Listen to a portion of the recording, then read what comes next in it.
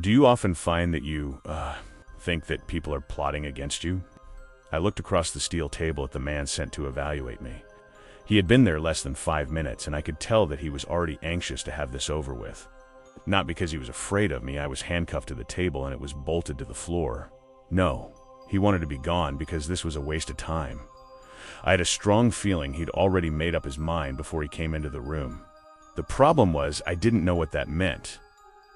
Was he going to say I was sane and turn me back over to the police? Or was he going to say I was crazy and keep me locked up in this place? Either way was bad, but I wasn't sure they weren't preferable options to being out there in the world. So I was honest. No, not until last week when I started getting the weird text messages. The doctor pursed his lips as he glanced over his paperwork. Ah yes, these delivery messages that you said you received both before and after the incident at your workplace. I tried to keep the irritation out of my voice. It wasn't an incident. Some poor woman was murdered on the 10th floor. And no, I didn't know her. I work on the 12th floor. And no, I didn't kill her. I was sitting in my office when it happened. The man raised his eyebrows slightly. No need to get angry, Mr. Jacobs. I am not your enemy. I'm merely here to evaluate you based on, your behavior and comments to police when they apprehended you. That and, well, the series of events that appear to have unfolded around you. I closed my eyes and took a deep breath before responding. Look, I know how this sounds, okay?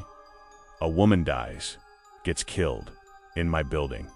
And then my coworker is found burned to death outside my car in the parking garage. I told the police what happened when they got there, but they still took me in.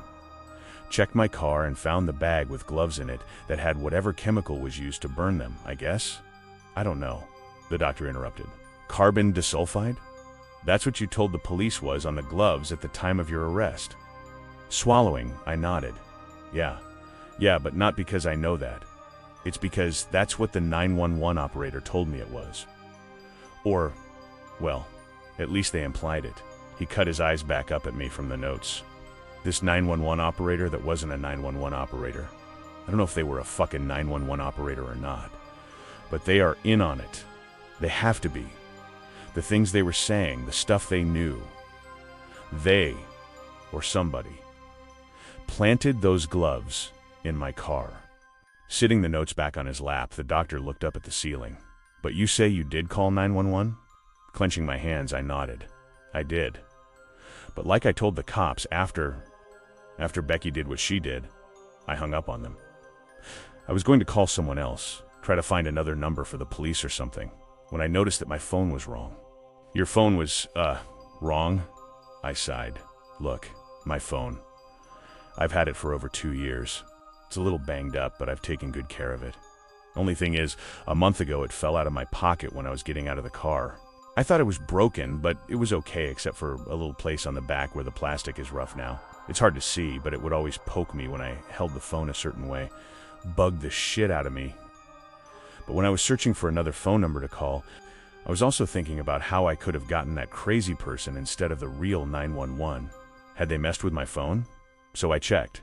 That spot on the back was gone. That's when police came up to the car and ordered me out.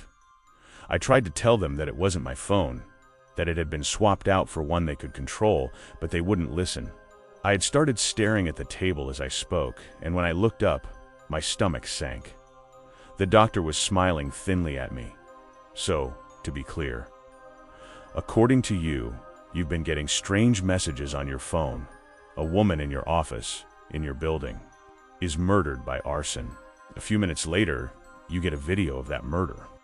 A few minutes after that, a woman you've worked with for years comes up to your car, douses herself with something similar to what was seen on the video, and lights herself on fire. And this occurs while you are talking to a mysterious person who is in on it after trying to call 911. When police arrive, you are in a car with gloves potentially used in these crimes talking about how your phone is not your phone. You are then arrested, and after being interviewed, you become irate. They give you a sedative and send you here. Does that pretty much sum it up? I shook my head. I know how that all sounds. But check my phone. That phone. It should have at least some of the text messages on it. And you should be able to see that I was on the line with 911 for several minutes. The doctor frowned at me. The problem is that they have checked. There is no indication that you got any text messages like you describe, and there is no record on your phone or otherwise of you making any calls to 911 or any other number that afternoon. In fact, the only evidence we do have are things that point towards you being involved. There's no sign of any conspiracy, no proof that you are being framed. Just you and the people dying around you. Picking at his pants leg, he went on. I'm not here to interrogate you, Mr. Jacobs. Only evaluate your mental stability. The version of events you have described is, frankly, fantastic and unbelievable. What I have to determine is if this is a product of genuine mental health issues or simple malingering. He stood up. To that end, we're going to do a series of tests this morning. Assuming that is still necessary after you are shown what has been found, someone is here to see you. With that, he knocked on the door and stepped out.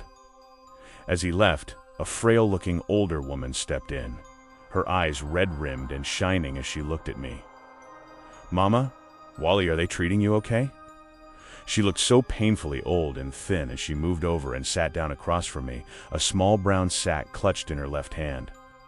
I reached forward as much as I could, and she took my hands with a warm squeeze. Not being mean and feeding you, okay? I nodded, tears filling my eyes. Yeah. My head hurts from where they drugged me, but otherwise I'm okay. But Mama, you've got to help me. I didn't. The words died in my throat as she raised her hand. Her face was full of pain and sadness as she shook her head slightly. No, honey, don't lie like that. Not to me.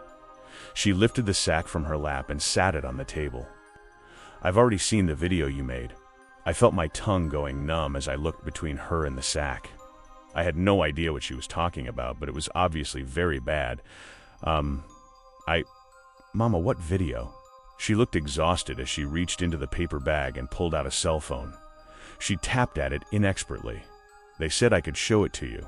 Said it might make you see that you're caught, that you can stop lying.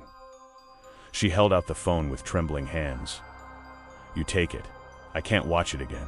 I saw my own hand shaking as she passed the phone to me. A video was already queued up, and I could see from the paused, still shot that it was me in my apartment. But I had never taken video like that. What the fuck was this? My heart thudding, I hit play, and saw myself confessing. I just got this thing in me. I open it up and I'm a sick fucker. I want to see someone being trapped in a room and burned alive. I want to see Becky, that disgusting thing, set on fire.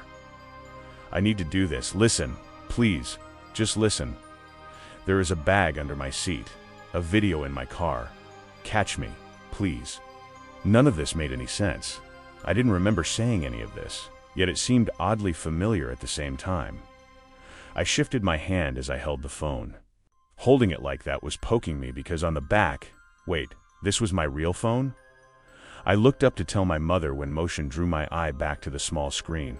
My video self had moved closer to the camera, and where he had looked tormented before, now he was smiling at me as he said one last phrase. Delivery completed. I looked back up as my mother raked something across her throat, the wound sending out a stream of blood as she tumbled to the floor. I screamed and pulled at my handcuffs, but they didn't budge, and within a handful of seconds, she had grown still. Glittering next to her, I saw what she had used to kill herself, a set of keys. I struggled to free myself, to go to her, until my arms and legs ached with the effort, and then I sat there, alone and weeping, for what felt like hours. Finally, trying again, I stretched out my leg past its limit and began edging the keys toward me. That's when my phone buzzed on the table. Even without picking it up, I could see the text notification. You have a delivery scheduled.